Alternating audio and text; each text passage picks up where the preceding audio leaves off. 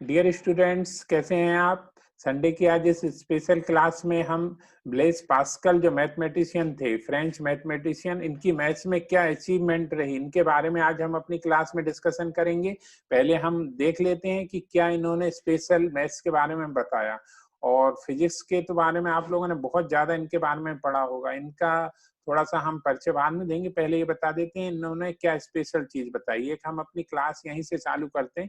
यदि आप अपने फ्रेंड से या खुद स्वयं से ये बोलें कि a plus b raised to the power 4 का फार्मूला बोलो, तो आपके मन में आएगा a plus b raised to the 4 क्या? अभी हमको 3 और 2 में ही कंफ्यूजन होता है, 4 का कहाँ से बता देंगे? तो जनरली जो स्टडी कर रहे हैं 6 to 8 या 10 तक, वो तो a plus b whole square का फार्मूला तो बहुत अच्छे से बता देते हैं, a square plus 2ab plus b square.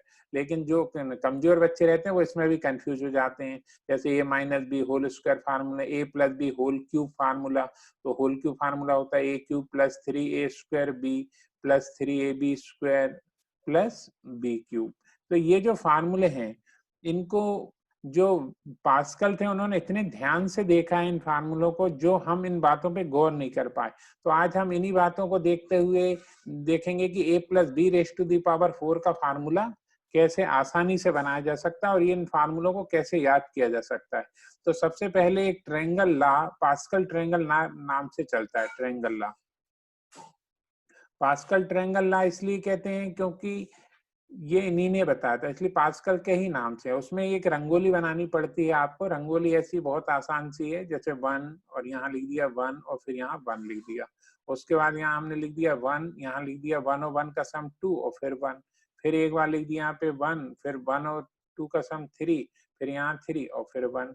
एक और हम लिख सकते हैं यहाँ पे 1, 3 और 1 यहाँ 4 आ जाएगा, 3 और 3 6 आ जाएगा, 3 और 1 4 आ जाएगा और यहाँ एक 1 आ जाएगा। तो अब इस चीज को और आगे भी हम कर सकते हैं, लेकिन फिलहाल अभी हम चूंकि समझाना है तो ये सब हम करेंगे। तो ये जो है कोफिशिएंट्स हैं क्रम से, ये जो है इसका अलग, ये किसके लिए फार्मूला होगा, ये किसके लिए होगा, ये किसके लिए होगा, ये किसके लिए होगा, और एक सबसे ऊपर वाला किसके लिए होगा। तो जिसकी पावर 0 है उसके लिए वाली फार्मूला, जिसकी पावर 1 है उसके लिए फार्मूला, जिसकी पावर 2 है उसके लिए फार्मूला, जिसकी पावर 3 है उसके लिए फार्मूला, और जिसकी पावर 4 है उसके लिए फार्मूला। तो ये देखिए, सबसे पहले जो हमने पूछा था कि a plus b raise to the power 4 का फार्मूला क्या होगा, तो सबसे पहले तो हम a plus b raise to the power 3 के फार्मूले से चलते हैं। कि वो तो आपको याद भी है तो आप वेरीफाई भी कर सकते हैं, क्योंकि हमने 4 का लिखा तो आप सोचेंगे पता नहीं है कि नहीं। उसमें सीधी सी बात रहती है जो पास्कल ने बताई थी कि ये जो a और b है, तो a में जो पावर है जो 3 से है वो क्रम से कम होती चलती है। मतलब जैसे सबसे पहले a क्यूब है, फिर a क्यूब के बाद जो नंबर लगेगा इसमें a2 का लगेगा, फिर a2 के बाद जो नंबर लगेगा उसमें a का लगेगा, और सबसे आखिरी में a की पावर 0 हो जाएगी। a की पावर 0 क्रम से कम होती गई है, 3 2 0 1। अच्छा, दूसरे की पावर 0 से चालू होती है, 0 रहेगी, फिर 1 रहेगी, फिर 2 रहेगी और फिर आखिरी में 3 रहेगी। अच्छा, अब अपन इसकी जो रंगोली है वो उसको आगे लिख लेते हैं। 3 वाला है तो 3 वाली रंगोली क्या क्या है, यहाँ पे 1 है, उसके बाद फिर 3 आया, फिर 3 आया है और आखिरी में 1 आया है। तो आप इस फाइनली लिख देते हैं। आपको मालूम है किसी के पास 0 मतलब 1 होता है। तो इस पूरे को सॉल्व करने पे यहाँ जाता है a क्यूब, इस पूरे को सॉल्व करने पे आ जाता है 3a स्क्वायर b, फिर इसमें आ जाता है 3ab स्क्वायर और आखिरी में यहाँ चूंकि एक ही बार 0 1 होता है तो b क्यूब। तो ये हो गया फार्मूला तैयार अपना a plus b raise to the power 3 का। ऐसे ही यदि हम a plus b raise to the power 4 के फार्मूले की बात चलें, a plus b raise to the power 4, तो ये भी क्रम से कम होते चलता है। तो ये क्रम से क्या क्या कम होते चलेगा उसको अपन देख लेते हैं। a raise to the power 4, उसके बाद अगला नंबर लगेगा इसमें a raise to the power 3, फिर उसके बाद नंबर लगेगा a raise to the power 2 और आखिरी में a raise to the power 1 और आखिरी में नंबर लगेगा a raise to the power 0। ऐसे ही b raise to the power 0 से चालू हो जाएगा, b raise to the power 0, फिर 1, फिर 2, फिर 3 और उसके बाद आखिरी में 4।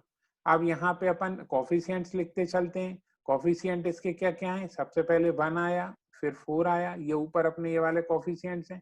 फिर उसके बाद यहाँ पे 6 आया, फिर 4 आया और फिर यहाँ क्या आया, आखिरी में 1 आया और बीच में हम यहाँ क्या लगा देते हैं, इन सब के प्लस लगा देते हैं। तो अब ये फार्मूला तैयार है अपना। इसको जब हम सॉल्व करेंगे तो a raise to the power 4, फिर इसमें आ जाएगा 4a क्यूब b, फिर यहाँ आ जाएगा 6a स्क्वायर b स्क्वायर, फिर यहाँ आ जाएगा 4ab क्यूब और आखिरी में आ जाएगा b raise to the power 4। अब हम इसको वेरीफाई कर सकते हैं क्योंकि कुछ बच्चों को लग रहा होगा अरे ये पता नहीं सही है भी कि नहीं। जैसे अब आपने फार्मूला देखा था a plus b raise to the power 2 का। अब a raise to the power 2 का फार्मूला बना लेते हैं हम, ये सही है कि नहीं। तो सबसे पहले a की पावर से चालू करते हैं अपन। a की पावर 2 है, फिर ये क्रम से कम होती जाएगी, फिर a हो जाएगी और फिर आखिरी में जाएगी a रेज़ टू दी 0। ऐसे b की पावर जो 0 से चालू होगी, 0 1 और फिर b raise to the power 2। अब अपन इसके बीच में प्लस के साइन तो रहते हैं। अब इसमें रंगोली के हिसाब से जो पास्कल ने बताई थी ट्रायंगल ला, दूसरे नंबर का 1 2 1, तो ये 1 2 1 लिख दिया अपन ने, यहाँ 1 लिख दिया, यहाँ 2 लिख दिया, यहाँ 1 लिख दिया। अब यहाँ इसके आगे चले अपन, इसका फार्मूला हो जाएगा a square plus 2ab plus b square. तो ये फार्मूला बन गया a plus b whole square का।